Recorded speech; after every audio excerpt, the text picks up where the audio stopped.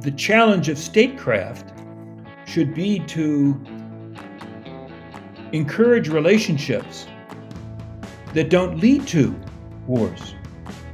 And it seems to me that that's not where the emphasis is in the so-called national security state. And it needs to be. We need better diplomacy. And we probably need less money going to the military-industrial complex. Join the best in the movement. It's Conservative Conversations with ISI, educating for liberty since 1953.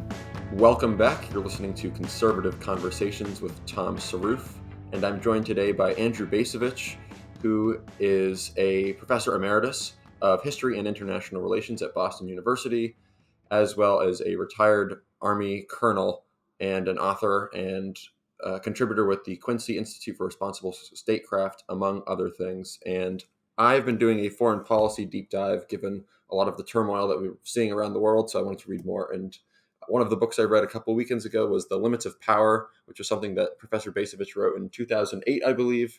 And I think it reads as fresh as today. So, Andrew, thanks so much for coming on and talking with me about it. Glad to be with you. Before we begin our conversation, I'd like to thank the listener for listening to Conservative Conversations. This project is a production of the Intercollegiate Studies Institute, and our mission is educating for liberty. If you'd like to help us in fulfilling our mission, be sure to rate and review this podcast on Apple Podcasts to help us reach more listeners like yourself. So the book, like I said, was written in 2008, but I think could have been written yesterday. But tell us, for The Limits of Power, what's the sort of main thesis that you were trying to get across back then in 2008? Well, the 2008, the United States faced a significant crisis or crises. I guess the central one was the ongoing global war on terrorism. The centerpiece of that undertaking at that particular moment, at the moment that I wrote the book, was the Iraq War, U.S. having invaded Iraq in 2003. And the promise and expectation of the architects of that war was that it would result in a decisive U.S. victory, and that victory over Saddam, now a forgotten figure, victory over Saddam would have really a transformative effect on the greater Middle East, that peace, stability, democracy, and freedom would all flourish, that the United States military would be the agent of that, and that the benefits to the world, and specifically to us, would be monumental. That's not the way it played out, obviously. And it seemed to me that the expectations that informed the Iraq War and the consequences of the Iraq War were so profoundly negative that they indicated something more fundamental amiss with us, with the United States, with America. And so I undertook this very short book to try to parse exactly what the problems, not stemming from, but accentuated by the Iraq War, what those were, and what they foretold for our future. Sorry for the long-winded response. No, that's great, and that's a great place too, because I want to dive deeper into these interlocking crises that you mentioned in the introduction to the book, of profligacy, of our political order, and the crisis of the military. And I want to start with profligacy because I think it's touching on what you were getting to at the end. What do you mean by that? I'm familiar with Ross Douthat, who talks about the decadent society and so kind of consumerist. Yep. But yeah, what do you mean when you say profligacy? Yeah, it's all in that realm. It seems to me that we were in 2008, and we are today, people who simply refuse to live within our means. And although we certainly expect other nations and other peoples to do so, those restrictions don't apply to us as we see it. I don't remember when I wrote the book what the annual deficit was, the federal deficit. I think it was somewhere around $1 trillion. I mean, since then, I think it's tripled. Ditto the total size of the national debt. The assumption is that everybody else has to pay their bills, but we don't. And that strikes me as dangerous, as frankly unsustainable. I should say I'm not an economist. I don't really understand how all that stuff works, but it sort of beggars the imagination that we're just going to be able to live this way forever. That's one of the things that I wanted to emphasize. And none of what I wrote was some discovery. I mean, what I wrote about were things that were happening right before our very eyes, uh, and, but without Americans, ordinary Americans, addressing the consequences of the phenomenon that I was writing about. Yeah, and in that chapter, you have a pretty scathing critique of Ronald Reagan, which is I found very interesting and honestly compelling, because I think the right today is sort of split on Reagan between those who see him as an inspiring Cold Warrior. We're seeing that a lot in the 2024 election cycle in the Republican Party, is sort of people fighting over the legacy of Ronald Reagan. And then others who see him more as a neoliberal or like a libertarian, and someone who, I mean, Reagan is when deficit spending starts going really through the roof. And you juxtapose him with Jimmy Carter, who in his crisis of confidence speech in, I think, 79, where he starts talking about we need to sort of rein ourselves in and really do some soul searching about what America is, what we ought to be, and who we ought to be as people. So could you sort of tease out this? What do you think of Reagan? How do you think the right should view Reagan now after 35 years since his presidency? Well, I mean, even today, his, the talents of the great communicator were very impressive. I mean, the guy knew how to give a speech, and whether he knew what he was talking about, whether he meant what he was talking about, it certainly appeared that he knew what he was talking about and meant it. So, with the passage of time, I think that I've come to appreciate more and more his capacity, and that's part of leadership. Let's face it. Matter of fact, that's one of the parts of leadership that Jimmy Carter lacked. I have written that the speech he gave in 1979 was really the great speech of the era, in which he called for talking to the American people, urging us to reflect on what freedom really means, really entails, and questioning whether a conception of freedom centered on consumption and on self-realization is true, and whether it is worthy of our nation.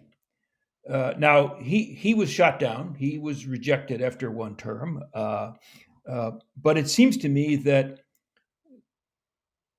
all these years later, Carter's message, much more than Reagan's message, is what we ought to attend to and reflect on.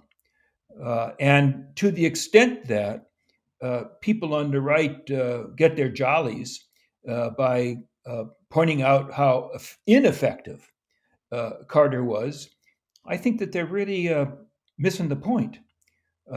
There is much to learn from not so much from the Carter presidency, which was undistinguished, but from the Carter point of view, the cultural point of view. And I wish that people on the right would view that more sympathetically than I think they do. It's easy to throw stones at Jimmy Carter, but I don't think that serves people on the right or anywhere else politically, serves them well. And how would you propose going about solving the crisis of profligacy, because I think the same forces that elect Ronald Reagan, where he's telling people what they want to hear, he's encouraging people to continue to live beyond their means, continuing to expand the global American empire. I think a lot of that is still intact today. You can tell me not whether you agree with that, but if No, we I had, do. Absolutely. so if we had something like austerity, I feel like that would be very short-lived politically because there's not much appetite for it. Whereas, today we see on the right, Nikki Haley and Ron DeSantis are arguing about how much of Social Security to keep intact or how much to play around with uh, with the age of retirement and things like that. But the idea that we're Now, going to have do you think that any president would be able to cut Social Security? no, not at all. So there's no Right. appetite. So I mean, it's like a joke. yeah, How many members of Congress would go to their constituents and say, "I've got a great idea. The nation is living beyond its means, and therefore I'm going to cut your Social Security." I mean, it would be suicidal. So right. that ain't going to happen. But also, of course, in a way that points out the problem Hmm. that I think culturally, collectively, we as a people are not particularly inclined to even think about sacrifice, doing without. You know, don't do it today. Wait till tomorrow when conditions are different. And that is a hallmark of a profoundly different society. In I don't think I mentioned this in that book, but you go look at the speeches that Franklin Roosevelt gave in the run up to World War II. We're talking before December 7th, but after September of 1939, as incrementally he began to move the country toward intervention, lying about it as he went along, but nonetheless uh, beginning preparations. And among the preparations, he said explicitly in one of his fireside chats, my fellow Americans, this is going to impose sacrifice on all of us. And those sacrifices are imperative given the dangers that we face in this world. Now, at the same time, he's saying, and I will never send your sons overseas to fight a foreign war. But nonetheless, he planted the seeds that we would be called upon to sacrifice individually and collectively. And I think that was an indicator of why he didn't necessarily get a bunch of applause when he said that. But I think the message sank in. And when Pearl Harbor comes, and we can overstate this, we need to be careful, but when Pearl Harbor comes, the nation is prepared to undertake this cause at least some, not as much sacrifice as the Brits or other belligerents, but at the cost of at least some sacrifice for the average citizen. In a sense, Jimmy Carter in 1979 is trying to promulgate the same message, and he gets laughed out of town because by then the cultural change is so significant that the American we ain't talking about sacrifice. We want more. Come on, it's Christmas time, and I think that that cultural uh, pivot uh, is profoundly important. And it's profoundly important for us to understand the predicament we face today when I would argue that some amount of sacrifice is absolutely essential, not in part for fiscal reasons, but for other reasons as well. I don't know where ISI is on the climate change issue. I believe in climate change. I think it's a great danger to our well-being. And guess what? If we are going to address it effectively, we're going to have to change the American way of life. We have to lower certain expectations related to consumption and related to the exercise of individual autonomy. And guess what? That ain't going to get you elected to dog catcher, even though the reality is that those kinds of changes are going to be imperative, at least in my personal view. Let me then get your take on something that's percolating in again this election cycle. about national military service. In this book, you Yeah. were critical of it.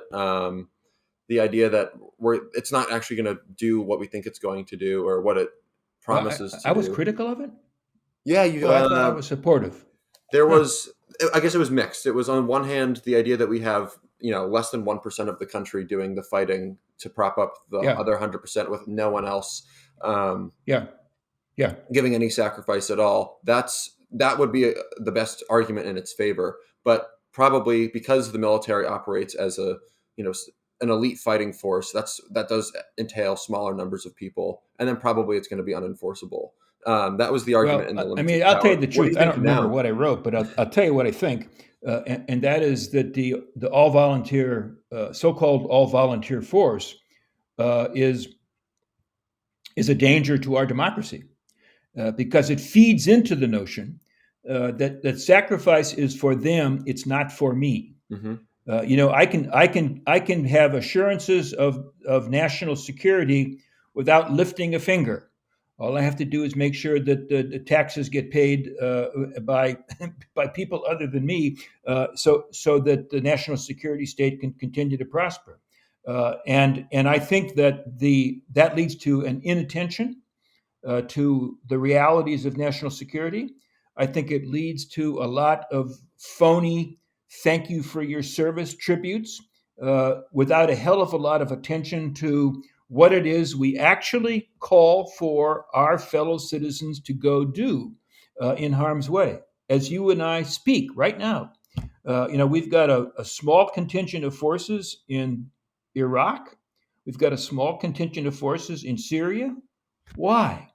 I would venture to say not 1% of our fellow citizens can give a coherent explanation for why those U.S. troops are where they are. And of course, those U.S. troops are frequently under attack. No fatalities yet. Uh, some number of casualties, however. In return for what? Uh, President Biden certainly doesn't have an explanation, nor, it seems to me, do members of Congress actually care one way or the other. But I'll give you my prediction. Should there be even a small number of fatalities in Syria or Iraq, then Trump will win the election. Because at that point, Americans will discover, oh, guess what? We still got troops in harm's way doing what we don't know.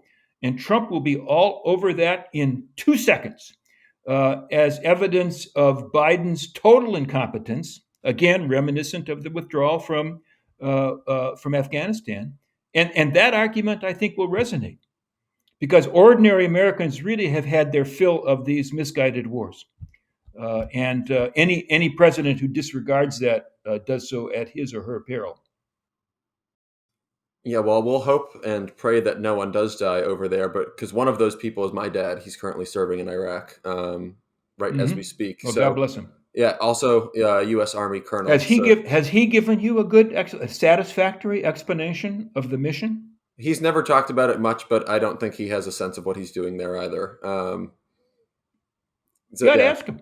yeah, Say, hey, Dad, help. Just talk to me not as your son. Talk to me as an ordinary citizen. What is you? What are you? Not just you collectively, with your comrades. What's the rationale for your presence? And to what degree do you believe that you are achieving something positive? And just, see what he says. I will do that. Absolutely. I think that takes us to what you talk about in the book, though, about the military crisis. And from what I gathered in the book, and again, it's 15 years old, but that there's a disconnect between the top brass who are making a lot of stupid decisions and getting it weaved into the politics of the Iraq War, and then what we have is a very fine military force of soldiers who sort of what we're talking about. Just they don't know exactly what we're doing, and they don't have the decision making power to really affect what our foreign policy is, which, as we're talking about, is way too large in scope and for the Yeah. wrong purposes. But how does the military crisis sort of tie in um, with the other elements of what we've been talking about so far? So, post-Vietnam, I mean immediately following the fall of Saigon, for a period of about 5 years, uh, something called the Vietnam Syndrome was present in American politics. And the Vietnam Syndrome meant that there was a general reluctance within the public and within the Congress, within the media, a general reluctance to intervene, to put American soldiers at risk. The lesson of Vietnam was don't do any more of that. By the 1980s, that lesson was already being forgotten. Reagan played a crucial role, praising the Vietnam War as a worthy cause, insisting upon the need to rebuild U.S. forces, and beginning the process of establishing a new pattern of interventionism uh, in trivial ways, in trivial episodes. Grenada, for example, bombing Libya, for example, the intervention in Beirut that resulted in the Beirut bombing, small scale, but removing barriers to the use of American military power for purposes other than, to put it baldly, defending the homeland. And I think he then paved the way for his successors to become even more ambitious, I would argue reckless, with regarding to the use of force. George Herbert Walker Bush intervenes in Panama to overthrow a dictator. George Herbert Walker Bush intervenes in the Gulf to throw back Saddam's conquest of Kuwait. Other small-scale episodes, the intervention in Somalia, resulting in the 1983 Mogadishu firefight of notoriety. And Americans generally came to the conclusion that U.S. military forces are unbeatable. U.S. military forces can accomplish, put to use, can accomplish important foreign policy tasks. Most important episode, of course, was the Gulf War, and I would argue strongly, have argued, that we completely misread the significance and implications of that brief war. Nonetheless, the political establishment, presidents, regardless of power, the media, to some degree, the American people get gung-ho about using military power. And therefore, an urge to intervene becomes central to U.S. policy in the years going up to 9/11. 9/11 happens. The most important or most powerful military, backed by a large intelligence apparatus, fails to anticipate, fails to deflect, fails to defeat this heinous attack. What's the George W. Bush administration's response? A global war. Global is not an insignificant word. A global war on terrorism. And how does he implement that? By invading a country that had nothing to do with 9/11 in the first place. Why? Well, because Bush, the people around him, many in the press, probably many ordinary Americans, were absolutely certain that if we went after Saddam Hussein and made an example of Saddam Hussein, here's what happens when somebody screws with the United States of America, that the outcome would be quick, decisive, positive, cheap, and of course, none of that happened. We end up with a long war there, a simultaneous long war in Afghanistan, enormous costs, significant casualties, and I would argue, in retrospect, absolutely for nothing. That's a synopsis of the post-Cold War and post-9/11 military history. What have we learned from that? Well, certainly the wide-eyed enthusiasm for invading countries and overthrowing governments is gone. But that hasn't led, I think, to prudence with regard to thinking about military power. Because the fact of the matter is that we are engaged in a proxy war in Ukraine. We are engaged in a proxy war in Gaza, both already expensive, at least in terms of dollars, treasure. Either of them or both of them arguably possibly involving the significant loss of American life. And again, what are we getting for our money?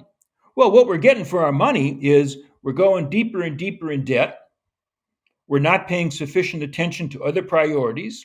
Again, we may differ, but I think climate change would be an example of a national security threat that deserves more attention than it's getting.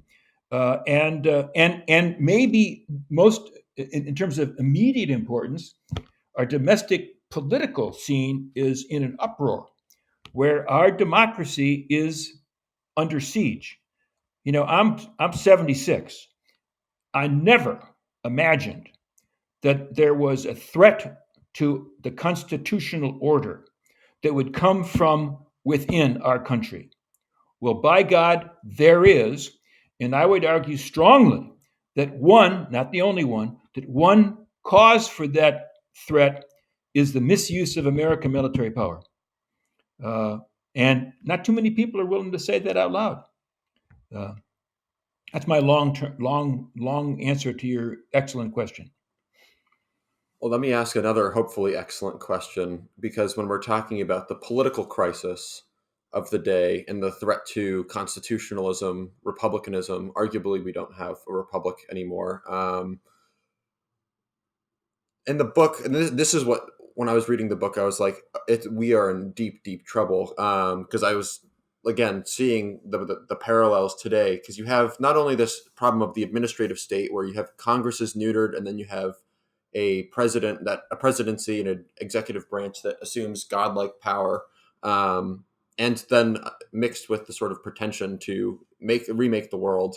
Not only do you have that, but what really sort of what scared me when I was reading the book was within the executive branch, you were talking about how the DoD, the intelligence agencies, and the political appointees and the president are at odds with each other, and they're trying to subvert each other, with examples from the Bay of Pigs invasion to perhaps Watergate would be another example of this. And then today you can sort of see with the 51 intelligence officials saying that the Hunter Biden laptop was Russian disinformation, which they couldn't have possibly known that, and we know now that it's not the case.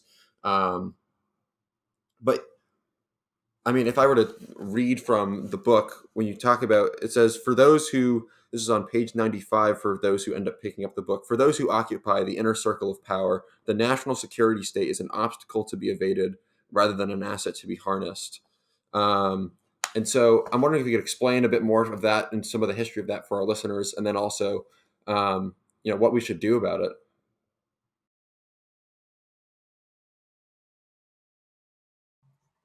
So I've never had a position in the inner circles of power. When I was in the Army, I never served in the Pentagon. But I have certainly come to believe that the national security state has its own agenda. Beginning, for example, with a commitment to expanding the size of the military budget from year to year to year to year, regardless of circumstances. There is a military-industrial complex. Mm-hmm. It does have a lot of clout. It is a danger to democracy. We have been told that for decades. It's all true. And ironically, perhaps, I would say that there are times when the national security state, in its attempts to obstruct and maintain the status quo, actually serves the republic. I mean, I don't know where you are on Trump, but I think Trump was a catastrophically bad president.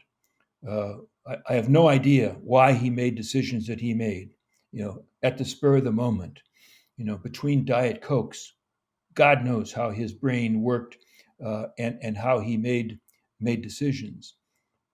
It does appear to be the case that elements of the national security state, for its own reasons, for their own reasons, exercised a restraining influence on Trump. And I would say I would be thankful for that. That doesn't mean that their alternative was wise, but at least they were able to tamp down some of the more dangerous impulses of the guy sitting behind the desk in the Oval Office. But what to do, I think, is that what's needed is really a fundamental rethinking of the nation's interests, of our security interests, of the consequences of defining national security as we have been accustomed to do since the beginning of the Cold War, which of course assumes that we're supposed to run the world, to play the role of the indispensable nation, as Madeleine Albright infamously termed it. Many people now say, observers, analysts, now say, hey, wait a second. If there ever was a unipolar order, it's gone. That we either are moving into or are already in a multipolar order in which the United States is destined to play a very important role. But it's not a unipolar order. We have to take into account the interests and priorities of other important nations. I don't care what the president of Albania thinks or what he or she wants, but we all should care a lot about how China sees the world and Russia sees the world and middling nations, whether we're talking about India or Brazil. We have to find some meaningful way to coexist, not because we seek utopia and perfect world peace, but because if we can't coexist, then it seems to me we're really doomed. And the kind of crises that I try to comment on in this book are simply going to worsen. So we need to sort of ratchet down our ambitions. We need to ratchet down our expectations of how the world is supposed to work. We need to listen to what others say they need or must have. Doesn't mean you got to do it. Doesn't mean you got to concede. But we at least need to be aware of the interests and concerns of other important countries. And it seems to me that the national security apparatus, to include the current president, refuses to acknowledge that. Biden, just 2 weeks ago, quoted, without attribution, quoted the indispensable nation claim as if nothing has changed since the Gaza war began, since the Ukraine war began, since we withdrew from Afghanistan, etc. And I think big changes have actually occurred in the recent years in that realm, and we ought to, think about them.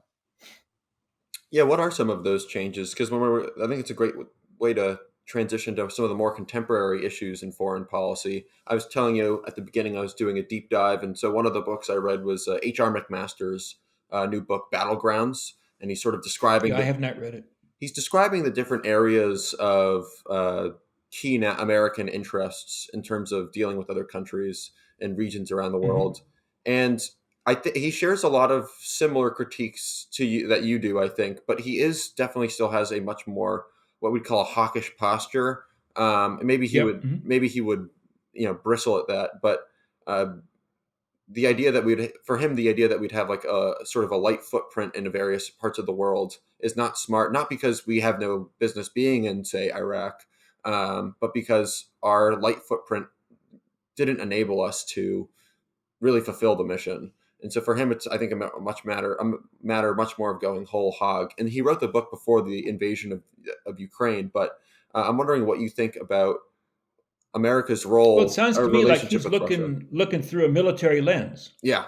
And I don't know if that's the right lens. That assumes that the solution to our problems is a military solution. I don't think it is. Again, in the post-Cold War era, that notion, uh, again, particularly after 9/11, that notion that the uh, reliance on American muscle uh, can fix things, uh, and that expectation informed U.S. policy for quite a few years. Uh, we tried it. We tried it out, and it didn't work. So it seems to me that viewing things through the lens where the argument becomes, do we need a heavy footprint or do we need a light footprint, limits the debate in ways that may not be useful. Uh, Maybe there should be no footprint. Maybe there are other ways to exert American influence and advance American interests. Maybe we should do a more effective job of engaging others who share our interests. And guess what? It's not, you know, there are many ways in which the U.S. and China disagree. We all ought to worry about the direction, the azimuth of U.S.-China relations. But it does not follow that there is no common ground between us. I mean, we both certainly share an interest in avoiding World War III. Right. We certainly both share an interest in preventing any use of nuclear weapons. Mm. We both share an interest in addressing the worsening challenge of climate change. Now, you and I could put together a long list of things where we disagree and our interests don't coincide. But it seems to me that wisdom begins with trying to find common ground. Not because we're naive, not because we think that means we're all going to sing kumbaya, but to begin by looking through the military lens and trying to figure out where I need to have a heavy footprint and where I need to have a light footprint kind of limits your choices. Sure. And then more specifically on China, we did a debate about whether or not it'd be in the United States' best interest to defend Taiwan. And I think two sort of themes in that debate that came through for me as I was listening to it was the idea that America could sort of arm Taiwan to the teeth so that they'd be like a porcupine and sort of be, you know, impenetrable from China. That sounds Yep. to me like that's an absolute non-starter. If China decides they want to invade Taiwan, the only But see, way but Taiwan stays. the way you have framed this Yeah, go debate, for it. which I did not attend, there's two that it's a military problem. That is to say, Taiwan. I don't know that I'm willing to accept that. So I'm not a China expert. I believe that cross-strait trade between Taiwan and the People's Republic. I can't give you a number. It's massive. It's mutually beneficial. The current status quo has worked to the benefit of both Taiwan and the People's Republic of China. Mm-hmm. The urgent need is to sustain the status quo. We need to make sure that the People's Republic shares that view. That's a diplomatic issue, not a military issue. We need to do everything we can then to maintain the status quo. That's to me that's where the focus ought to be, not on what's going to happen to our aircraft carriers if we get in a war in the Taiwan. God help us if we get in a war with the People's Republic of China, because it's going to be bad for everybody. I mean, that should be the beginning of the conversation. Bad war, that kind of war is bad for everybody. So now let's have a serious conversation about how to avoid that eventuality. I agree with you definitely, but I think it seems to me at least that at least with China, I'm definitely more skeptical personally of the idea that Russia is some grand adversary um, to the United States. Other countries in Europe, that's a different question, but I think that's a more European question. But when you're talking about great powers in competition, especially countries that are aggressive, that's not to say America hasn't been aggressive. We've been way too aggressive to your point, as we've been talking about here. that I hate to bring up the idea that appeasement, if we let them take Taiwan, maybe they'll go for Japan next or something like that. But it seems to me that China has an aggressive you posture. immediately jump to the military frame. If we let them take Taiwan, oh well, God, I guess we better send them some more F-16s. I think the challenge of statecraft should be to encourage relationships that don't lead to wars. And it seems to me that that's not where the emphasis is in the so-called national security state. And it needs to be. We need better diplomacy. And we probably need less money going to the military-industrial complex. How much more time we got? I'm getting tired. Well, then maybe I'll ask you one more question to close out. Okay. I know you've written a book on American conservatism. So from your perspective or your definition, what is conservatism? Something we ask a lot of our guests. Yeah, so I didn't write a book about American conservatism. I was invited by the Library of America to put together a reader, a volume of essays about conservatism. And I did, came out, whatever it was, about 2 years ago. And the purpose of the volume is not to emphasize a particular point of view, but to provide readers with examples of conservative thinking going back to what I would argue is the beginning of modern American conservatism, which is basically the turn of the 20th century. So it's an anthology. My version of conservatism tends, and you saw this in the Limits of Power book, tends to emphasize Reinhold Niebuhr's point of view. And you know, I'm sure, who Niebuhr was. And his perspective was informed, it was a religious perspective. He was a religious man whose worldview was informed by a Christian perspective, a Protestant but Christian perspective, as is mine, to speak personally. And Niebuhr's great warning was against the dangers of American exceptionalism. The claim that we are the chosen people, the claim that we are called upon to change the world in our own image, and the belief that because we have this calling, that therefore we have permission, as it were, to use American power in pursuit of that objective. Now that's been, I think, part of who we are as a nation since the founding of the Republic. I think that claim, that notion, became very powerful following the fall of the Berlin Wall, and helps to explain the wrong turn that we took in the post-Cold War era. And I fear that because American exceptionalism, this notion of our chosenness, because it is so deeply embedded in our collective psyche, it's unlikely that we will have learned the lessons of recent years that would help us come to a more modest understanding of who we are. Well, with that, we'll close. Andrew, thanks so much for coming on and joining us and talking with me about all of these things. If people want to follow more of your work, look for it, find it, where should they look? What would you recommend to them? I don't know. Look me up in Wikipedia, and I got a bunch of books that I've published in recent years, and sample a couple and see what you think. Awesome. And from my perspective, I recommend The Limits of Power.